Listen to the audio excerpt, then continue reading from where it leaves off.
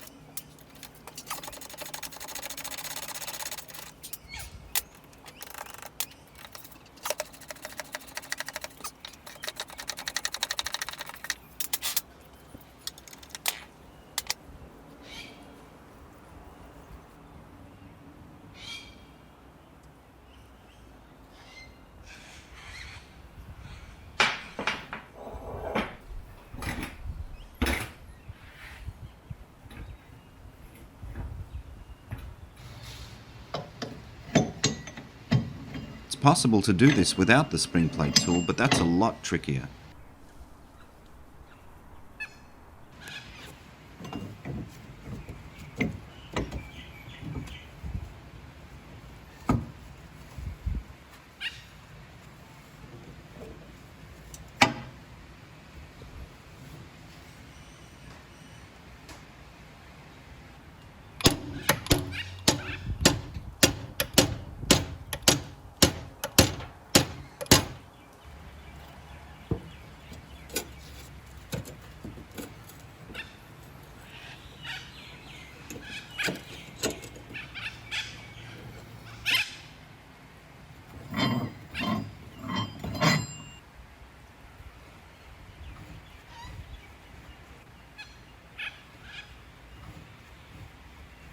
Before checking the spring plate angle, I set 0 degrees to the hoist surface. The spring plate is at 16.4 degrees in relation to this. But what the reading isn't taking into account is if the car is parallel to the hoist. Why does this matter? Well, let's see what happens if we lift the rear of the car. The more the rear lifts, the closer the spring plate becomes parallel to the hoist surface, and the degrees lower. This means that I'll need to take into account the angle of the car in relation to the hoist as well. For every degree the car rear is raised, I'll need to add this to my initial reading. After consulting with one of the locals, it was suggested to avoid all this maths, why not just set 0 from within the car door jamb? That way the spring plate angle is correctly set to the car regardless how high the rear end is lifted. According to the workshop manual, I can safely go up to 19 degrees. So I'm going to go for an angle between 18 and 19, which means I'll add just 1 degree to my initial reading, and this is how I understand it. The torsion bar has an inner spline of 40 teeth and an outer spline of 44 teeth.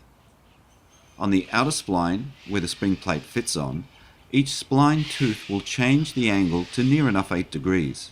I only need 1 degree, so that's too much. By removing the inner spline and adjusting it clockwise 1 tooth, this will change the angle by +9 degrees.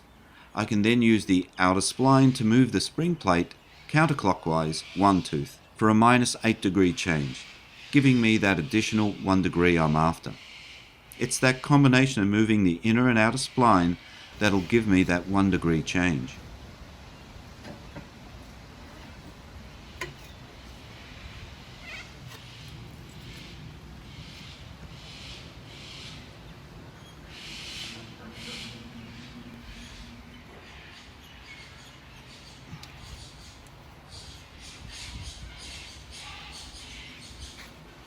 Oh dear, someone welded this access point in.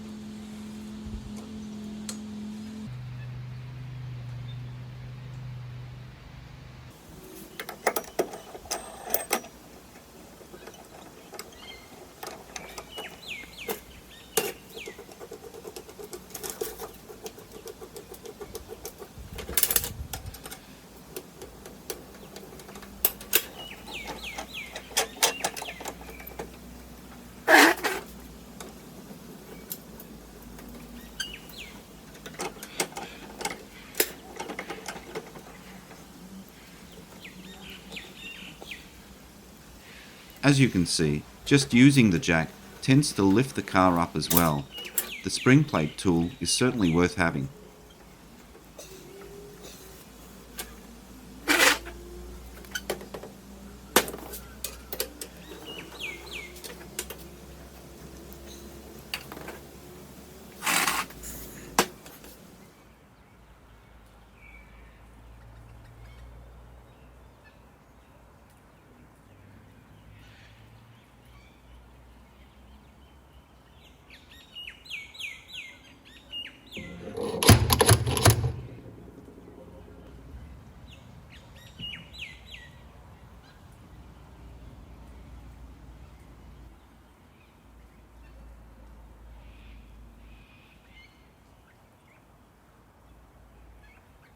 This process was then repeated on the other side.